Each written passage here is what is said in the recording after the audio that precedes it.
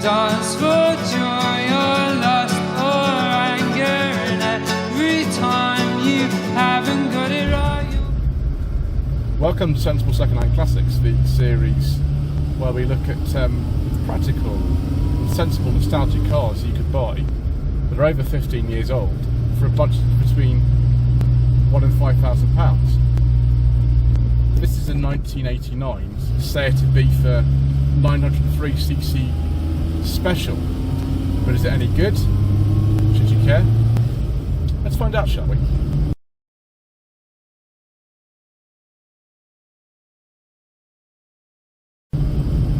So the Mark 1 Seat Ibiza was launched in this country in 1985. It was the first time Seat had actually sold anything under their own name over here. The Malaga, which is a very similar car to this, was also introduced at the same time, although unfortunately, as Nick, who owns this car, has told me, he'd like one, but he can't buy one because there are none left over here.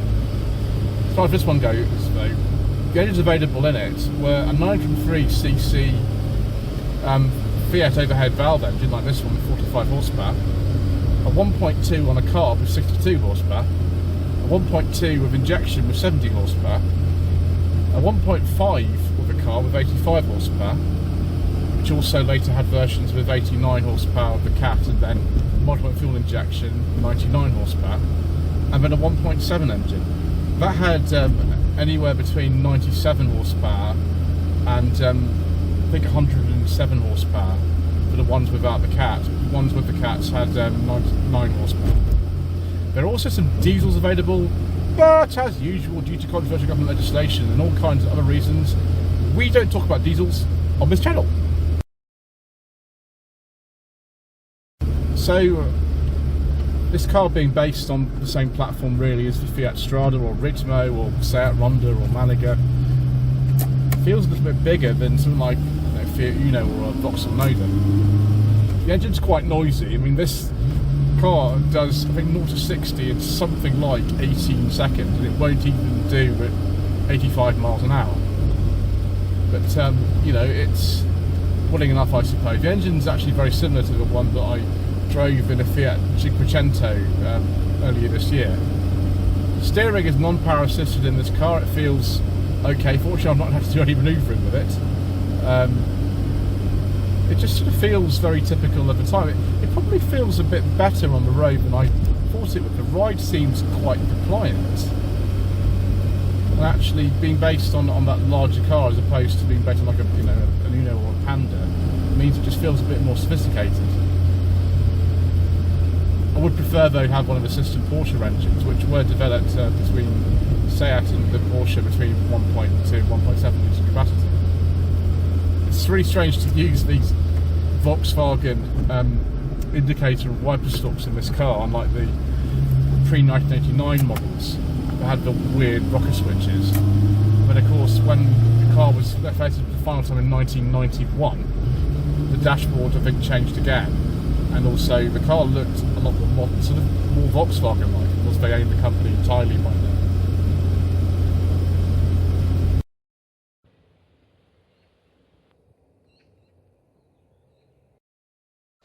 One of the main reasons why you might want one of these Mark 1 Ibizas is the styling. Designed by Giugiaro, originally a proposal for a facelift to the Mark 1 Golf, I believe. By 1989, when this car was made, Volkswagen had full ownership of Seat, but they didn't have, you know, too much influence in the way that this car was put together initially anyway.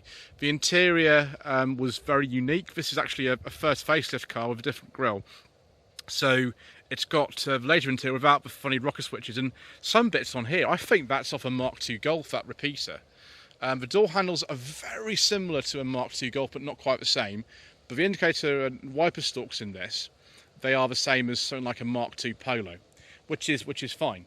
86, Volkswagen increased their stake in Seat, initially I think up to about just under 50% and then 75%. So by the time this one came out, Volkswagen were in full control. But it's still based on the same platform as the Fiat Strada, the Seat Ronda, which was a Seat version of the Ritmo or Strada that they made when they were told by Fiat they couldn't make the design of the car anymore, and they went to the court of arbitration with the Ronda saying we've changed enough of it to call it a new car and continue selling it, and the court of arbitration agreed.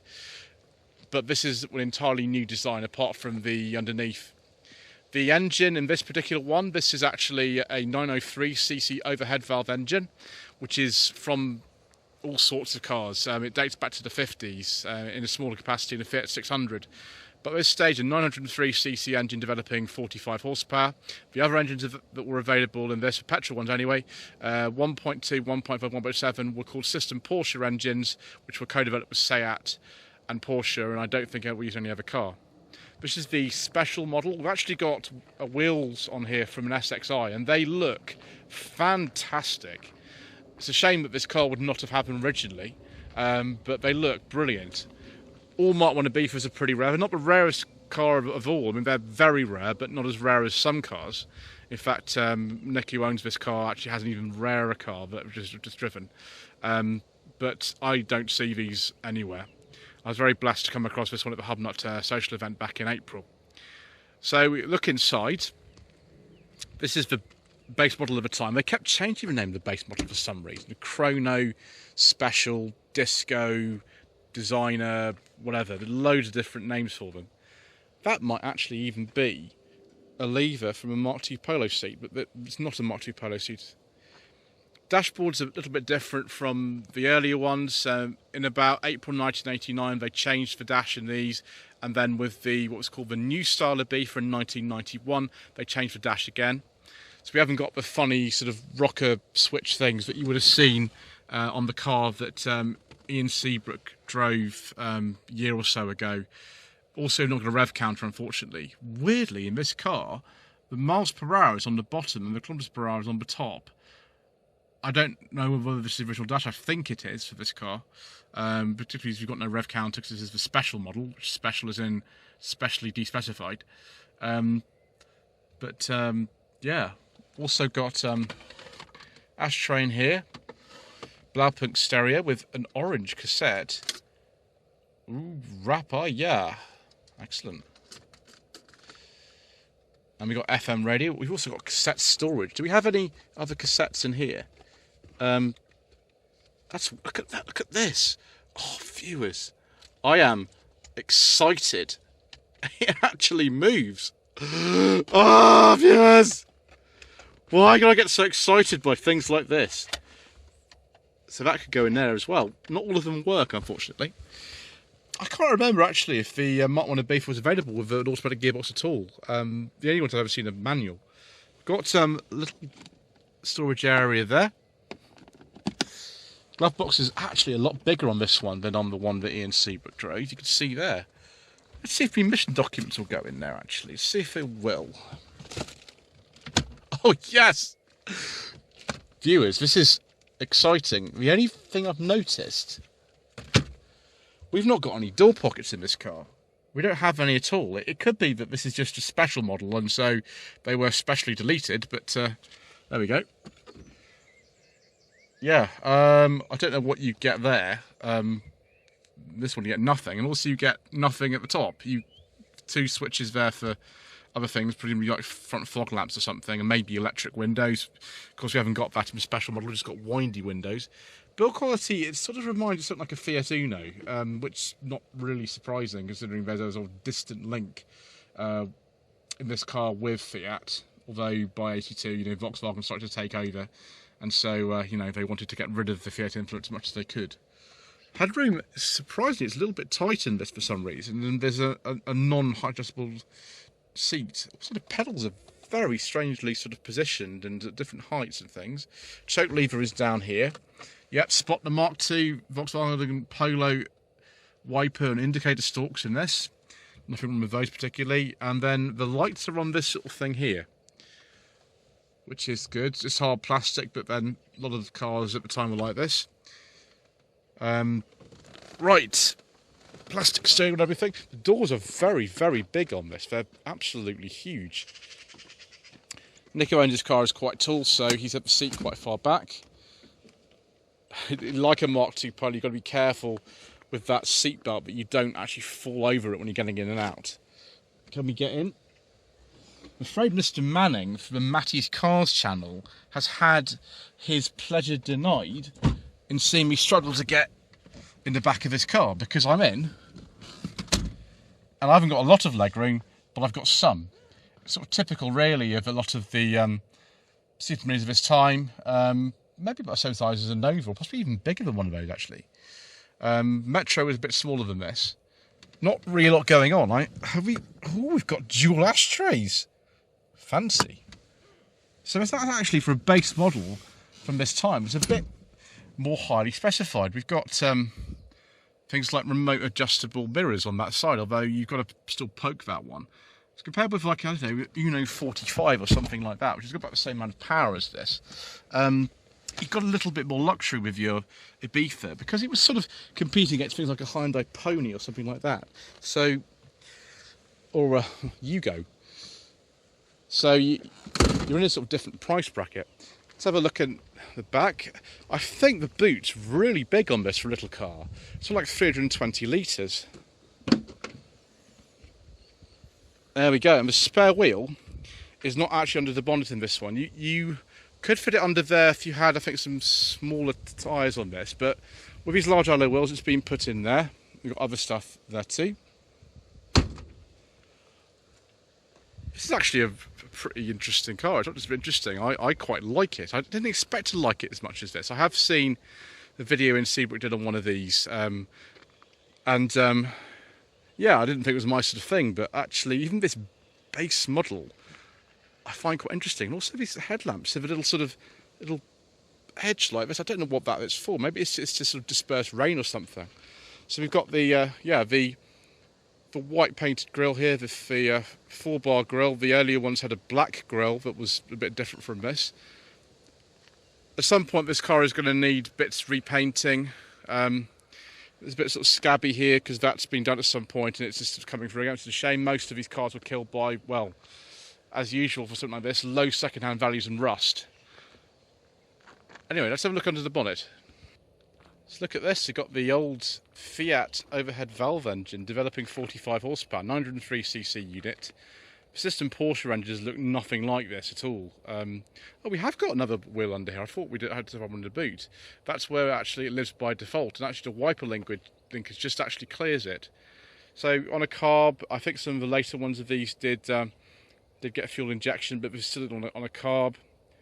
And yeah, look at that. We've got points and everything like that. Loads and loads and loads of room to see everything. I mean, you see the road very clearly down there, and there's the gearbox, end-on gearbox for it, which was unique to the Mark 1 Ibiza. Developed in conjunction with Porsche. It's not a Fiat gearbox or a Volkswagen gearbox. It's a unique one, which it could be interesting in the future for finding bits, but so far it's okay. Nice little simple car. It reminds me so much of things like, I don't know, Mark II Polo, Uno, that sort of thing. And it would have, been, especially in Spain, quite a sort of force to reckon with in the market. Apparently there's quite a few of these still left over there. Right, I think it's time to go for another drive, viewers.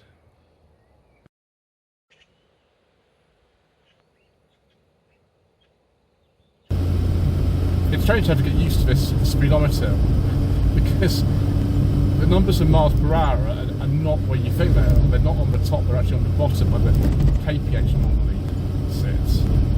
Gearboxes, it's alright. It reminds me of quite a rubbery sort of Fiat gearbox, even though it's not a Fiat gearbox, it's its own thing. But yeah, it's fine. This car's only done 53,000 miles, so it's in remarkably nice condition, although there are some spots of rust on things we can do at some point, but it's in very, very presentable condition. And Nicky who owns it's something of an expert on these older Seats. I've been wanting to drive one of these cars for many, many years, probably at least 5-6 years. I'm glad that I have, although I just noticed we're going to top gear about 45 miles an hour, and this car's not very fast. It's not very fast at all, but it is just an absolute delight. I quite like it. I expected to think this would be like something I'd never want to drive ever, because of the little engine it is, and the fact that actually the interior just feels a little bit on the plasticky side. There's been a lot of 1980s Super Mini interiors on the plasticky side. A lot of them had really low horsepower engines. I've driven a Metro from 1989 with a 42 horsepower engine. I've driven a Nova from 1991 with a 45 horsepower engine. I mean, yeah, it was just sort of normal at the time. When you put this car into sort of context, it does sort of make it feel an awful lot better in that respect. And actually, it's handling pretty well. Steering's okay. I mean, imagine on the 1.7 Sportline, I think the most powerful one available in this country. If there was a turbo version for Switzerland with 1.5 engine, you didn't get that. But actually, these would be pretty competent cars. I mean, it's not the best or anything, but it's actually a lot better than something like, I don't know, a Yugo. I have driven a Yugo, and yeah, I think maybe if you want one of those, then perhaps you need to go and examine your own life choices.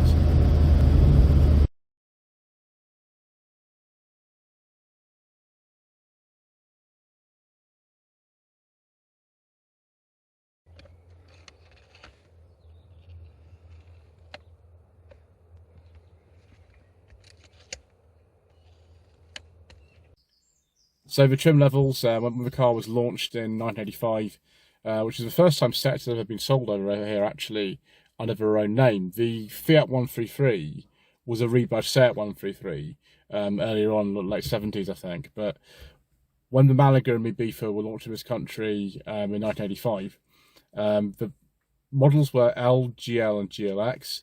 I think the base model also was called the LE, and then it was called the Disco, and then it was called the Special, and I don't understand why they kept changing the names. It's very strange. But also there was a Chrono, which was a car with a nice body kit on it. There was a car called a Fashion, there was a Designer, there was a Comfort, there was a Junior, and a Friend, and an XL, and a CLX, and an XLS, and an SL, and the Sportline that was available with a 1.7 engine. Strangely enough, there was a car made in China on this platform. It still looks like it actually, called the Nanjing Eagle initially when it came out in 1999, and later on the Nanjing, I think it's called Yevajin Soyat or something, and it first launched in 2008.